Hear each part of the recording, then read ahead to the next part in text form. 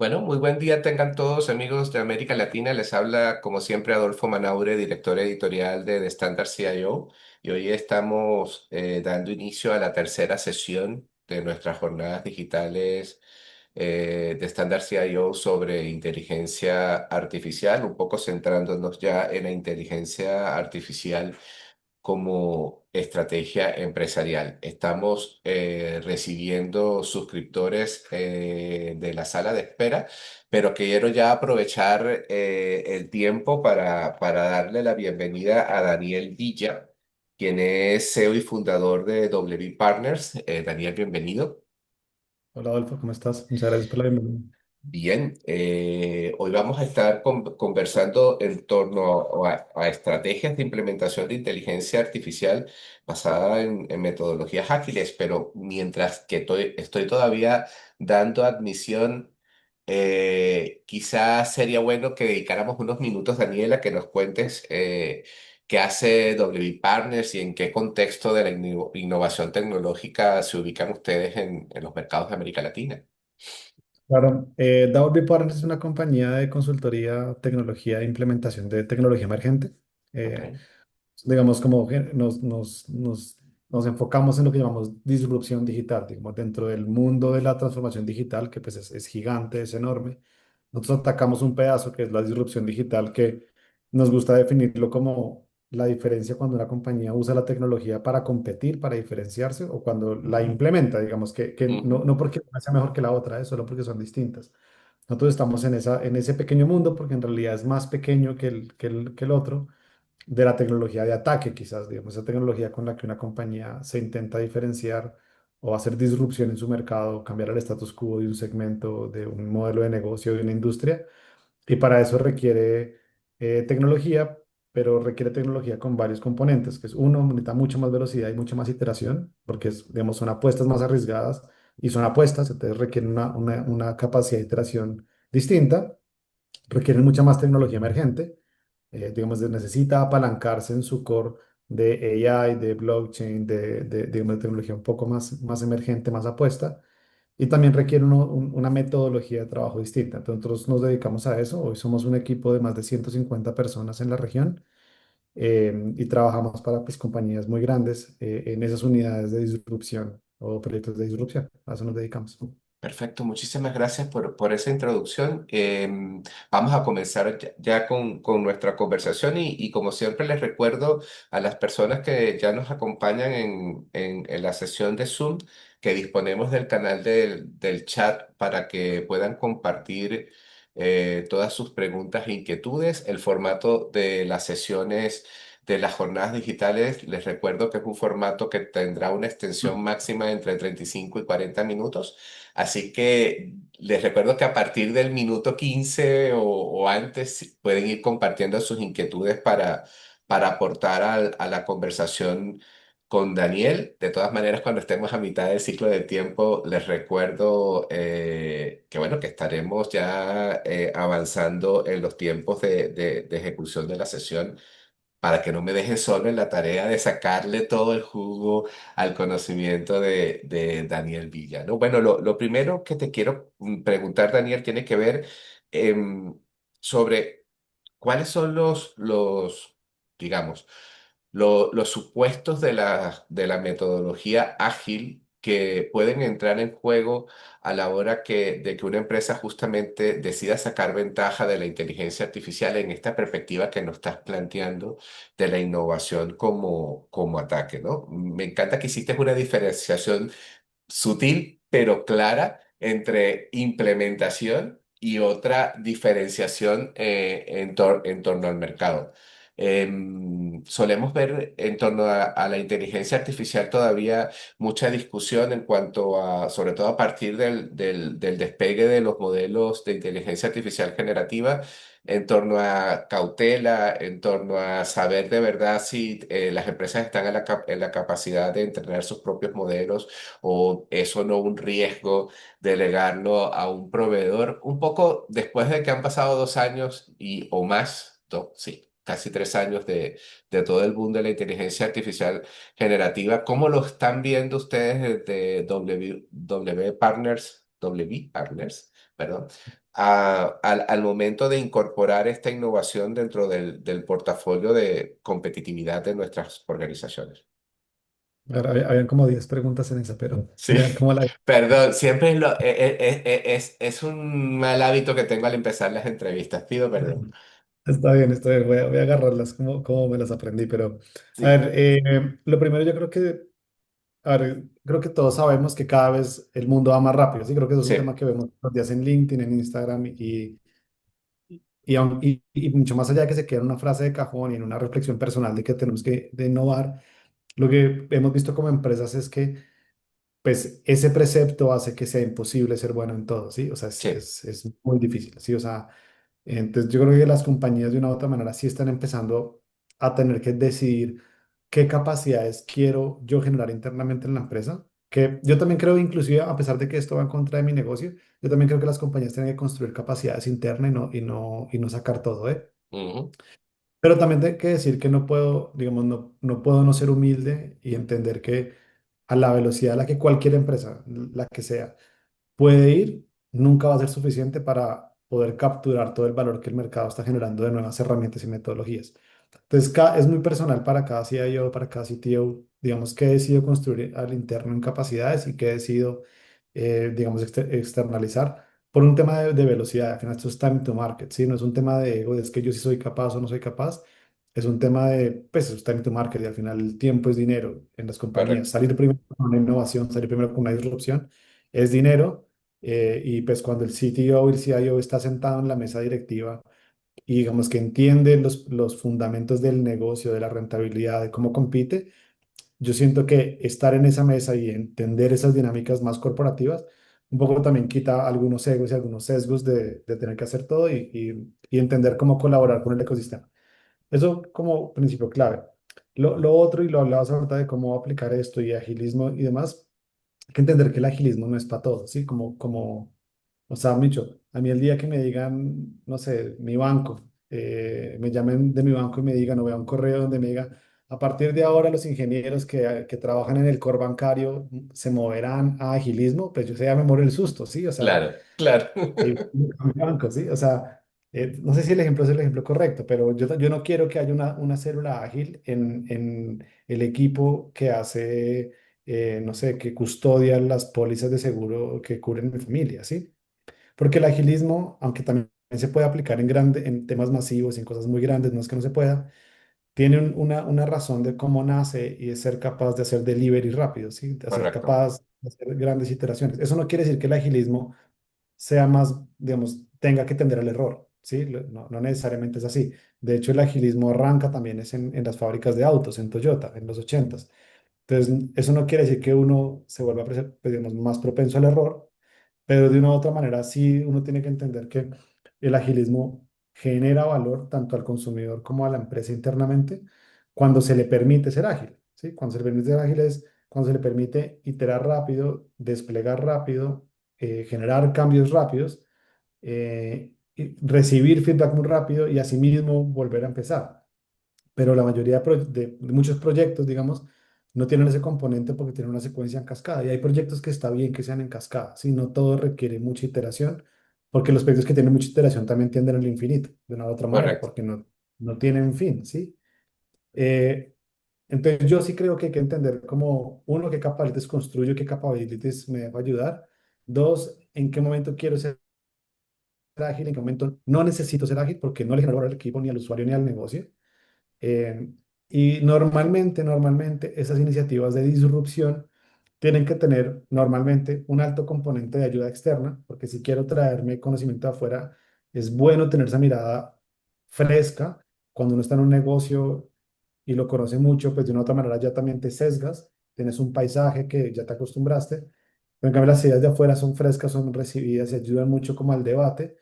Y además en el agilismo, perdón, y segundo, las iniciativas de disrupción requieren ser ágiles, ahí sí requieren ser ágiles, porque la probabilidad de que la primera iteración o en la primera salida algo disruptivo le pegue es bajísima, o sea, Claro, y es decir, como ni Facebook, ni WhatsApp, ni nadie a la primera logró ser lo que soy.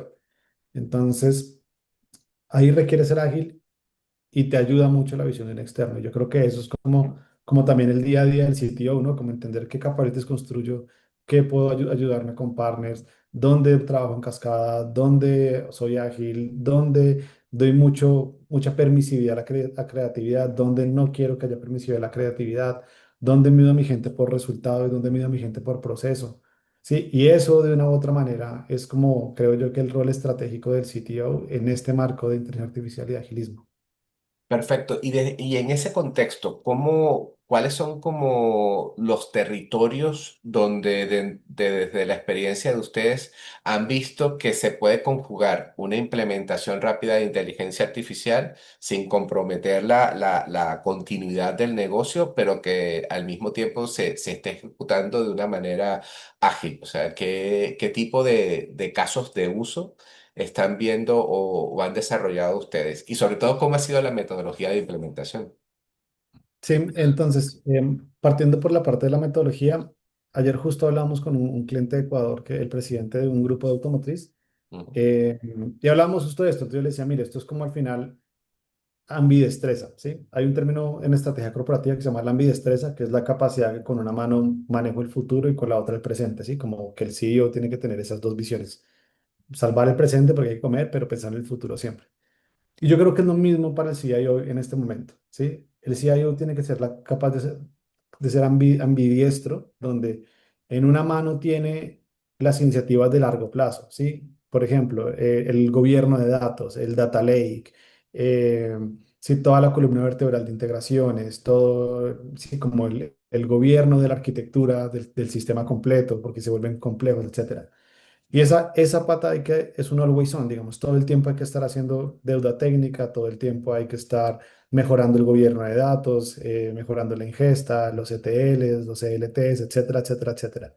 Pero por el otro lado, y ahí viene la ambidestrés y la dificultad, el CIO tiene que ser capaz de hacer pruebas de concepto muy rápidas.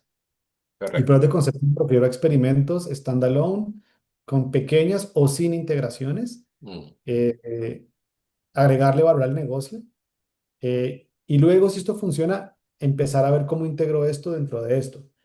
Pero no puede ser el largo plazo un impedimento del corto, porque siempre hay una buena excusa o una buena razón, si de pronto si la palabra excusa suena a ataque, pero siempre hay una buena razón y muy válida para no hacer el proyecto de AI porque la base de datos no está lista, porque no hemos hecho la migración de on-premise a cloud, porque todavía el data lake, la capa Gold no está terminada. Sí, siempre hay una buena razón técnica. Pero entonces uno no puede matar las pruebas de concepto, pero tampoco puede ser uno tan irresponsable de mandarse a hacer muchas pruebas de concepto sin estructura y sin pensar que algún día si funcionan tienen que llegar acá. Porque correcto. entonces es lo contrario, tengo mucha gente creativa que hace cosas, funciona y cuando vamos a ver no hay compatibilidad, no hay sentido de negocio, así como que dice uno, pucha, y perdí la prueba de concepto. Esa ambidestreza yo creo que es clave en el pensamiento del CIO moderno, de cómo por un lado manejo todo ese always on de mi capa estructural y cómo por otro lado genero pruebas de concepto que si requiero integrarlas acá, ya estén listas y si no, pues las desecho, pero tiene que ser fácil luego la transición. Claro, y me supongo entonces que justamente esa dualidad o tener en activo esos dos hemisferios es lo que garantiza que a pesar del desarrollo de una innovación arriesgada, en determinado momento tú puedas tener robustez y consistencia en gestión de datos, en seguridad y en todas estas variables de cumplimiento que sí son permanentes. Correcto.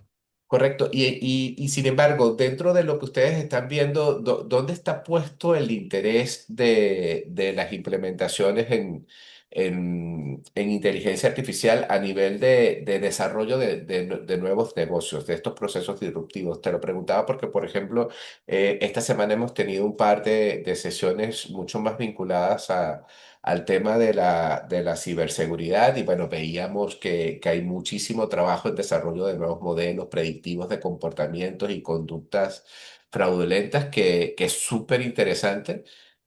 Hace unos meses veíamos que había muchísimo interés digamos que las primeras pruebas se hacían a nivel de experiencia del cliente y favorecer muchísimo la interacción del lenguaje natural en asistencia al cliente, pero hoy en día, ¿dónde crees tú que se están dando nuevos pasos de innovación?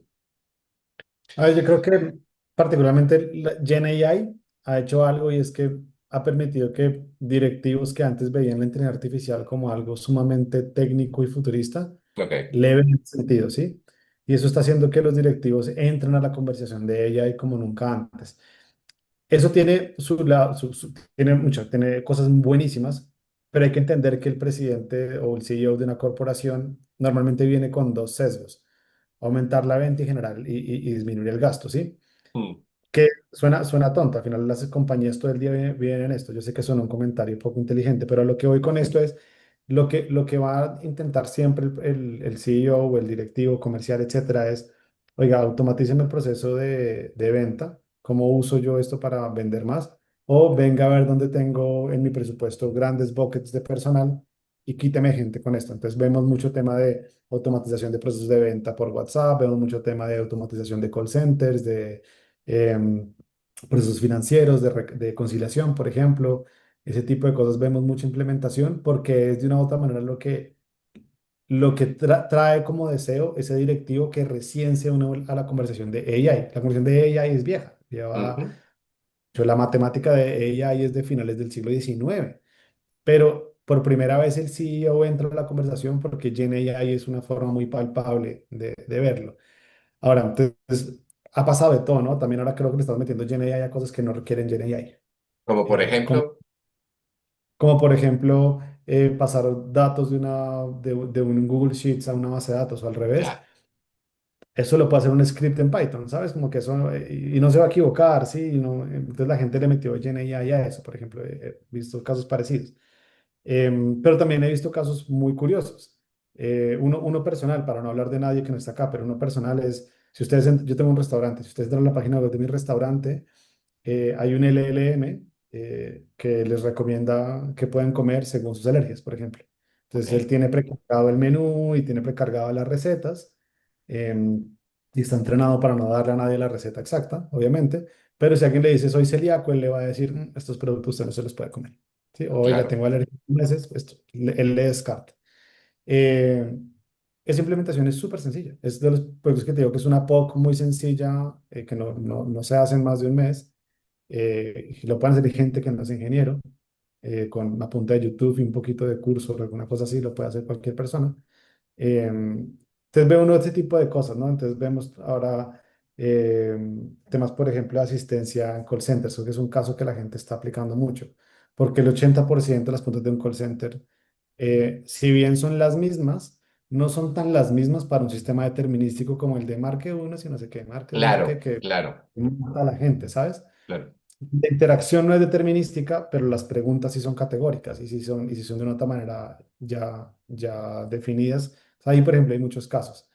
Creo que el nuevo sesgo es eso, ¿no? La parte comercial, la parte, llamémoslo, de operaciones fuerte, pero yo creo que hacia donde va a ir es a entender que la GenAI puede hacer muchas más cosas, por ejemplo, en áreas financieras, análisis de ratios del estado financiero, eh, ver si un cliente va a caer en mora o no va a caer en mora, en temas comerciales, mejoramiento del pipeline comercial, sí, que quita un poco siento que GenAI lo que hizo fue que tradujo todo lo que sea potencialmente un chat a AI. Correcto. Ah, puede ser chat, pero claro, porque como aprendimos a usar el GenAI con un chat, todo lo que se parezca a un chat lo asociamos a GenAI. Pero luego GenAI puede hacer muchas cosas que ni siquiera se asemejan a un chat, solo que hay que entrarle a la dinámica. Correcto. Y en este sentido, cuál es la diferencia con esta nueva metáfora de los agentes digitales o la IA agéntica? ¿Es sencillamente especializar esta metáfora del diálogo del lenguaje o supone una cosa diferente? El agentic AI es cómo hacemos que varios agentes, no chats, ojo, Ujú. interactúen entre sí y deciden, ¿sí? Entonces, claro, lo que pasa es que tenemos muy grabado el precepto de que GenAI es un chat, Correcto, ¿sí? Entonces, todo lo que parezca un chat o parezca una llamada es GenAI, pero no necesariamente. O sea, GenAI también puede hacer código, también puede debuguear código, también puede generar. Lo que pasa es que, bueno, yo peleo con la matemática de las GenAI todavía porque la aritmética a veces les falla, pero pueden hacer ciertos cálculos, claro. eh, pueden leer políticas y abstraer cosas y con base en eso, digamos, alertar o no en un dashboard sobre un potencial riesgo, ¿sabes? Entonces, al final lo que es Agentic AI es cómo conecto yo múltiples agentes, eh, entendiendo que yo no voy a estar en la supervisión de lo que decidan cuando se ejecute. Yo puedo supervisar los prompts que le hago para Correcto, tunearlo, pero no puedo supervisar la ejecución de lo que ellos piensan.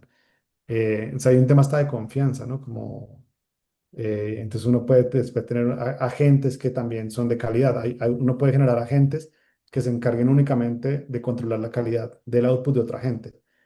Y uno puede crear un agente que cree los casos de prueba, entonces se llama un test case generator en este caso, un agente que cree los casos de prueba para que la gente que prueba la calidad pruebe en función de lo que un agente le pidió que probara. Todo eso, y al final la magia está en que esto, pues, literalmente es aprender a dar instrucciones. Yo claro, le decía a mi esposa, esto es como aprender a hablar, o sea, es como educar a un niño y uno tiene que aprender a hablar y pues hablar, promptear al final, pero es la capacidad de dar instrucciones, uno no sabía que no la tenía tan olvidada. Dar instrucciones. efectivamente. Sí, y hay que volver, hay que volver a estudiar los clásicos de la filosofía, como yo le digo a mis hijos, de cara al futuro, ¿no? Esto es retórica absoluta. Oye, quiero recordarles a las personas que nos están acompañando que el canal del chat está disponible para hacer cualquier pregunta a Daniel. Y mi próxima inquietud tiene que ver, Daniel, con dentro del universo del agilismo y que ha tenido en el campo del desarrollo de TI, de software, un territorio súper fértil. El diálogo con la inteligencia artificial o con los procesos de implementación de inteligencia artificial ha retroalimentado de alguna manera las prácticas. Sí, yo creo que cada día pasamos de hacer software a hacer productos, ¿sí? Ok. Creo que esa tendencia que viene ya hace un ratico, que viene hace unos, qué sé yo, que era 15 20 años, la tendencia de pensar más en producto que en software. Lo que pasa es que se está acrecentando. Y la razón es porque cada vez es más difícil hacer software sin alguien de negocio al lado de uno, ¿sí? Mm, Intentar implementar un agente de GenAI sin tener al man de negocio al lado o a la señora de negocios es imposible. O sea, no hay manera. A menos que uno tenga los dos roles, pues como ser humano, digamos, pero suponiendo que los seres humanos solo sepan una cosa que no es real, pero suponiendo que sea así, sí o sí necesitas al que sepa de negocio, al que sepa de tecnología, al que sí, como que requieres varios perfiles. Y eso, de una u otra manera, es lo que la metodología de diseño de producto siempre ha dicho. Y es, involucra el negocio, prioriza en función del negocio, prioriza en función del usuario, el working backwards, ¿no? De Amazon y eso. Y usted primero piense cómo va a quedar, qué está solucionando en el mundo, y luego eche para atrás y y vea define cómo cómo lo funciona. logra. Ujú. Ajá. Entonces creo que el AI está obligando a que si no lo haces de esa manera, el fracaso es altamente probable. O sea, hoy intentar hacer una iniciativa de AI, de Machine Learning, de Gen AI, sin tener esos preceptos de working backwards, de diseño de producto, de cómo se construye una solución en función del job to be done, ¿sabes? Todas estas metodologías de producto, si no se hace de esa manera, la probabilidad de fallo es muy alta. Entonces, Correcto. lo que creo es que la tendencia es la misma. Yo creo que la tendencia no cambió, solo creo que se exageró. Ok, y ahí quiero retomar, cuando hablas de las probabilidades de fracaso, quiero retomar ese escenario en torno a puntos que ya has dejado claro. Primero, el foco en las prioridades del negocio. Segundo, vincular a los actores que hacen de la realización estratégica del negocio una perspectiva fundamental determina el éxito o no de un proyecto de innovación tecnológica en general. Sin embargo, en torno a la inteligencia artificial o a la implementación de capacidades de inteligencia artificial en los procesos, existe ya como una especie de errores clásicos que uno debe tomar en cuenta a nivel de checklist, digamos, para no patinar en el proceso de implementación. Sí, voy a hablar de tres particulares. Uno es, yo creo que son muy básicos, pero igual siguen pasando y es, pues, ¿de dónde jalas la data? Si la data que le metiste o la gestión si es un LLM, pues la integración o la base de conocimiento que le agregaste es poco precisa, es inexacta, es ambigua, tiene errores, mucho, pues puedes esperar poco de eso, Ok, ¿sí? Ujú, Eh, Les voy a decir un caso, contándolo de mi restaurante, lo uso como proxy porque me parece un caso muy sencillo. ujú. Eh, Uno cree que el menú de uno es claro hasta que se lo das a un LLM y el man se pierde. Y dice, no, uy, mi menú como que no era tan claro. O sea, así como de razón requieren tanta ayuda de los meseros, los comensales. Exactamente. Esa es una Eh, limitación de la inteligencia artificial que no tiene el feeling de un metre, ¿no? Para claro, justificarte. tal cual. El maître pues ha visto hacer el producto en la cocina, entonces él ya sabe cómo lo hacen y puede ayudar, porque lo ha visto, pero sí. Entonces nos dimos cuenta, por ejemplo, que el menú no estaba tan bien diseñado como creíamos. Em, Pero entonces, pues eso, al final es eso, ¿no? ¿Qué le estás metiendo al modelo? Entonces, primer tema donde se equivoca uno mucho es creer que su data está buena o está ordenada o es descriptiva o es exhaustiva a nivel de lo que está contando, porque normalmente uno cree que la data está completa porque tiene preceptos en su cabeza al leerla, pero si la ves sola, desnuda, igual y no. Entonces, ese es el número uno. Lo segundo es, digamos, pretender que el usuario haga lo que uno crea que va a hacer, ¿sí? Vuelvo al ejemplo de mi restaurante y perdón que esté con esto, no estoy vendiendo mi restaurante, solo es que es un ejemplo muy sencillo y muy del día a día. Si yo espero que el usuario entre a la página y solamente pregunte por los productos, estoy muy equivocado. Claro. El usuario va a preguntar por horarios, por el all you can eat, si hay para eventos, se va a quejar, va a creer que por ahí puede quejarse de un mesero y quiere una respuesta al respecto, va a intentar sacarme la receta de algo porque la quiere hacer en su casa. O sea, el usuario va a hacer muchas cosas para las cuales no está pensado un producto de AI. Entonces casi que hay que ser medio, no sé si la palabra es desconfiado, no sabría cuál es la palabra exacta, pero como intentar blindar todos los caminos, ¿sí? Oiga, si me intenta sacar mi costo de producción, pues no, bloqueelo de esta manera. Si Claro. me intenta dar una queja de un mesero, canalícelo de esta manera. Si lo que quiere es preguntar si puede comprar una franquicia, por acá. Y eso es un trabajo casi creativo, difícil, porque es infinito, o sea, no, Sí, mucho, hay opciones infinitas. Entonces uno trata también como de agruparlas y tal. No hacerlo es un error, ¿sí? Porque claro. el usuario no hace lo que uno quiere que haga, ¿sí? Ujú. A veces sí, pero normalmente no. Entonces hay que hacerlo como a prueba de usuario, si lo quieres ver el Sí, sistema. efectivamente. Efectivamente. Eh, Sabes que cuando uno estudiaba en facultad de periodismo, teníamos un profesor que nos decía, escriba a prueba de marcianos. O sea, su contenido tiene que ser comprensible hasta para un marciano, que puede hacer cualquier cosa, ¿no? Tal cual, tal cual. Sí, sí. Entonces, pues, eso. Y lo tercero es creer que la primera ya está. Ya, Sí, o sea, como rollout y listo, listo, nos fuimos. Pues no. De hecho, no, es un efectivamente. en vivo y el usuario es una comunidad viva que cambia, entonces hay que estar muy pendiente. Yo creo que esos son como los más comunes. Correcto. Y cómo de alguna manera puede esta innovación romper? Porque efectivamente en nuestras empresas en América Latina hay como distintos niveles de gradación en torno al uso de la tecnología. Pero de alguna manera la inteligencia artificial puede facilitar romper definitivamente con expresiones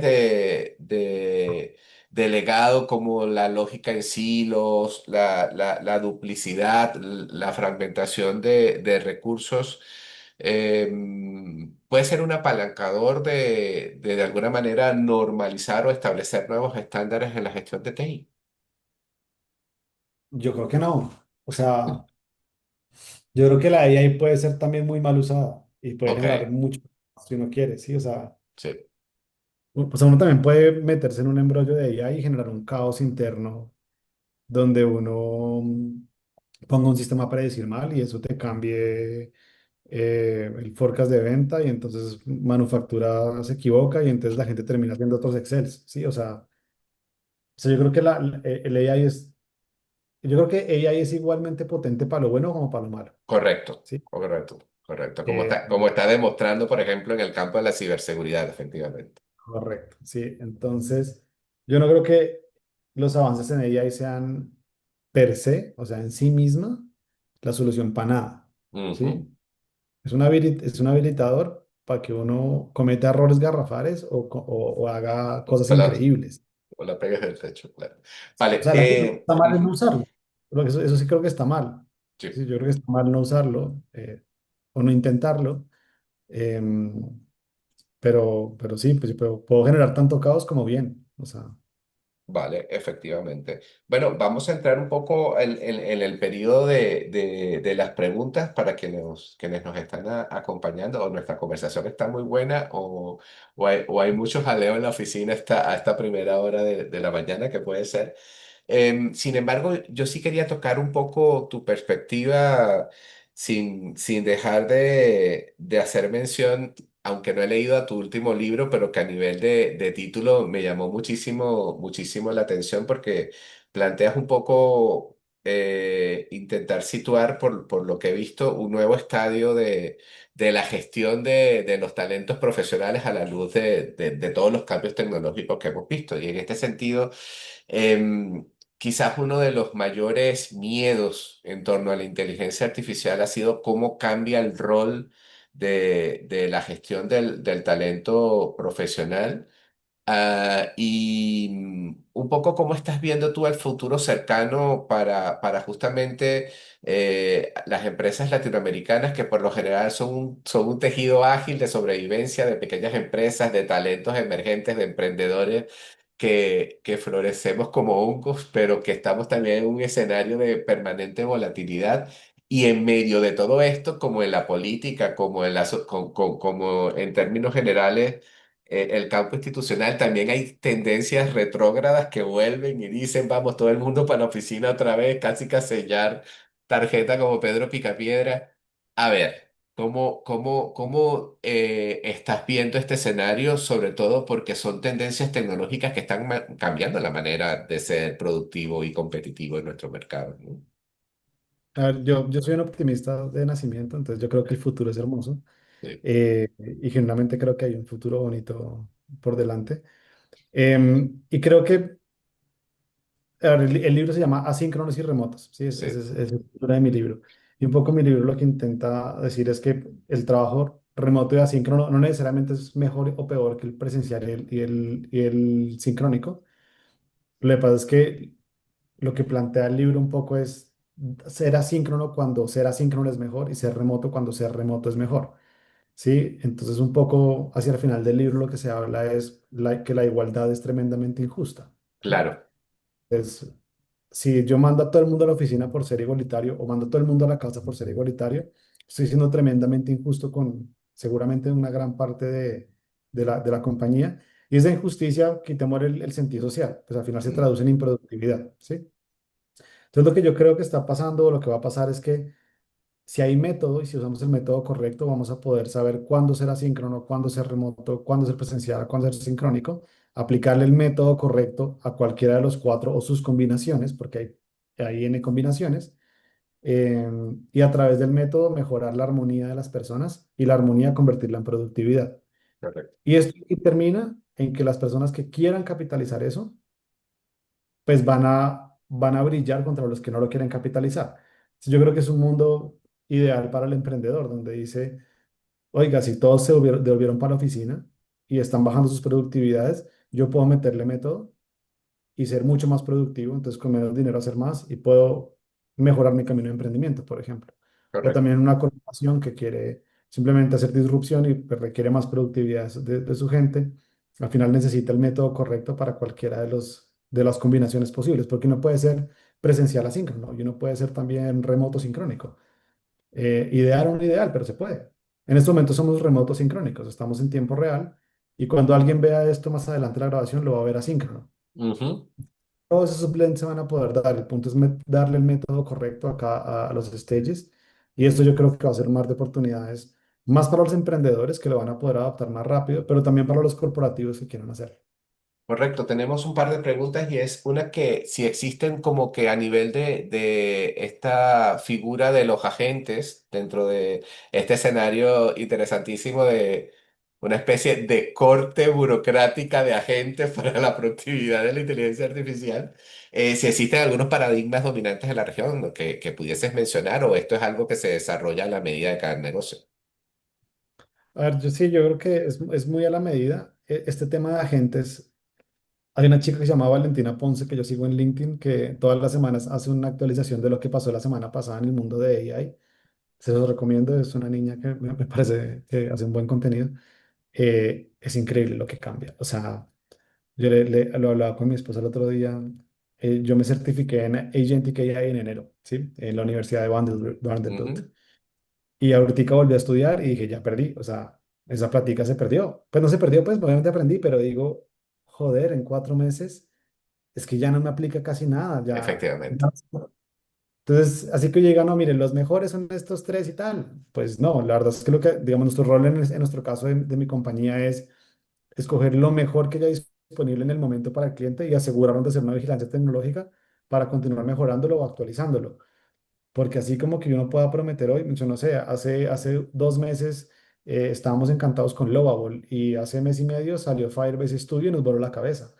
Entonces, escucha, entonces saben, y entonces ya sale Cursor con cosas, y ya Figma ahora pues, también se puede no solamente hacer el user experience, sino también el código. Y esto está demasiado rápido, entonces como que digan, no, miren, por este lado váyanse. Yo creo que es más tener una actitud de investigación activa y para cada cosa escoger lo mejor que haya en el momento y entender que es probable que en una semana cambie. Pero aún así, lo quiero hacer ya y no en una semana.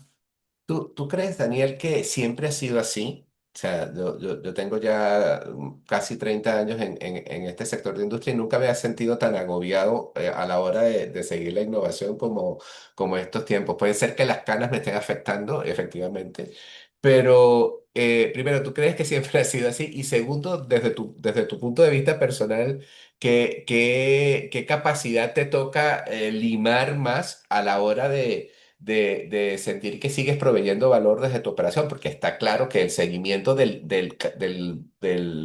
como es del producto técnico no es. Ujú. Claro. A ver, yo creo que el conocimiento es como una especie como de ramificación que se va abriendo, ¿no? Y abriendo y abriendo Correcto. y abriendo. Hace, no sé, 3000 años, pues teníamos filosofía y medicina y Sí, sí, sí. alquimia, pues. Sí, sí. Luego se van saliendo ramas y ramas y ramas y ramas y ramas. Entonces, de una u otra manera, pues es una función exponencial, ¿sí? De las áreas de conocimiento que se van creando en el mundo. Eh, entonces, a medida que pasan los días, pues cada vez más ramas sacan más ramas, por ende, como el crecimiento exponencial, cada generación va a sentir que la suya es la más rápida porque así lo es. Entonces yo sí creo que es. Efectivamente. No. Yo personalmente me siento agobiado. Yo, yo leo mucho, estudio mucho y aún así siento que no alcanzo. Entonces uno termina como encapsulando dónde sí quiero pelear en conocimiento y dónde no. Claro. Justo así la reflexión hace poco. Entonces me estaba leyendo al tiempo un libro de blockchain, uno de metaverso y uno de AI. Y decía, es que si quiero profundizar en cualquiera de los tres, pues me toca renunciar, o sea, pues no hacer nada más en la vida, o sea. Entonces diga, no, pues me va a tocar dejar a un lado Web3 y blockchain, y en este momento no es mi prioridad. Metaverso está muy divertido, pero me va a tocar también dejar un rato la computación gráfica de mi cesto y voy a empezar a estudiar esto porque si le agarro a los tres y empiezo a intentar seguir el ritmo de los tres es imposible. Correcto. Em, yo sí creo que como que de una u otra manera cada vez la sociedad se especializa más. Así como antes habían tres profesiones hace 3000 años, pues hoy hay 300 y seguramente en 10 años van a haber 500. Y cada vez el conocimiento va a ser más encapsulado y más especializado porque cada vez hay una mayor, digamos, como abanico de subramitas que se van creciendo y que van sacando más ramitas. Perfecto. Tengo una última pregunta y tiene que ver con, bueno, acaban de entrar dos. Una que dice, en el área de TI debes saber todo eso y que en TI tienes que saberlo todo siempre y eso no ha cambiado. Tenemos consultas a nivel de orientación filosófica. ¿Nos das el nombre de la persona en LinkedIn que lees todas las semanas? No, Valentina Ponce de León se llama, trabaja en Sí. Flora. Una niña súper joven, pero me parece que hace cosas divertidas en sus redes, en su Correcto. contenido. Y otra pregunta que tiene que ver con detalles de tu libro. Perdón que no era el objetivo, Daniel, pero que si ya está disponible y en dónde. El libro se llama Síncronos y Remotos. Yo creo que va a estar disponible entre esta semana y la siguiente. Se lanzó el 3 de mayo. Le contaba justo a Adolfo que después de que se lanza un libro hay como un mes, mes y medio en el que se demora en subir, pero ya creo que en 1 o 2 semanas máximo ya está en Amazon, en Buscalibre, en Google Books, en todo lado. Perfecto. Bueno, Daniel, se nos fue volando el tiempo, 40 minutos que fueron un suspiro. Me ha agradado muchísimo poder conversar contigo nuevamente y de alguna manera poder compartir las inquietudes con nuestros suscriptores que nos han acompañado hoy. Al final nos quedamos con ideas fundamentales como que la inteligencia artificial puede efectivamente ser un motor de transformación, pero un motor de desgracia si no se toman en cuenta metodologías que pongan en el centro el negocio, bien sea al cliente o al usuario, e involucren las personas que hacen ese negocio posible, ¿no? Y que en términos generales, nuestros líderes de TI dentro de la organización tengan justamente una posición relevante dentro de la gestión del negocio para poder cifrar, traducir e implementar las mejores soluciones. Y si no salgo mal en el test, siempre es importante contar con una perspectiva externa, fresca y que sí invierta mucho más tiempo en saber cuáles son las tendencias más útiles a nivel de industria. No sé si cerramos con algún mensaje de tu parte, Daniel. No, yo creo que lo resumiste muy bien. De pronto, yo creo que, a ver, nosotros en Davalby tenemos una filosofía, y perdón que sí al final dije que no, pero al final sí voy a decir un cierre. Nosotros tenemos una filosofía de que los superhumanos son aquellas personas que tienen talento, propósito, método y disciplina, ¿sí? Em, y yo creo que hoy más que nunca eso es lo que define un buen CTO y un buen CIO. Y lo digo porque leí el comentario ahorita que en TI uno debe saber de todo. Yo creo que un gran CTO es el que uno entiende muy bien las bases de ingeniería, las bases, digamos, Ujú. desde el fierro, de la CPU, la RAM, el lenguaje de programación, la nube, así como el que es muy bueno entendiendo las bases y el que es muy bueno aplicando método. Em, y ya luego lo que es talento y propósito, pues es personal de cada uno. Yo creo que eso es muy personal. El sitio de Everest es muy bueno en método y muy bueno en disciplina. Y eso va a cambiar hoy como concebimos la dirección tecnológica de las empresas. Efectivamente. Bueno, muy bien, Daniel Villa, CEO y fundador de W Partners. Encantadísimo de tenerte estos minutos conversando en estas jornadas digitales de Standard CIO sobre inteligencia artificial. A todas las personas que nos han acompañado, muchísimas gracias. A los que están entrando en este momento, lo siento mucho, pero ya les haré llegar el video por HTML. Estamos justo terminando con 2 minutos de retraso. Les deseo un excelente miércoles a todos.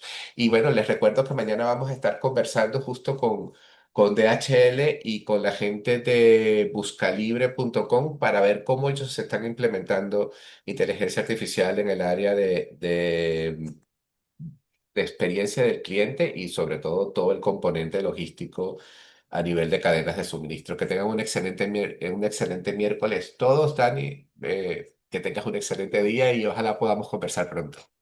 Hasta Un luego. abrazo. Saludos a todos. Chao, chao.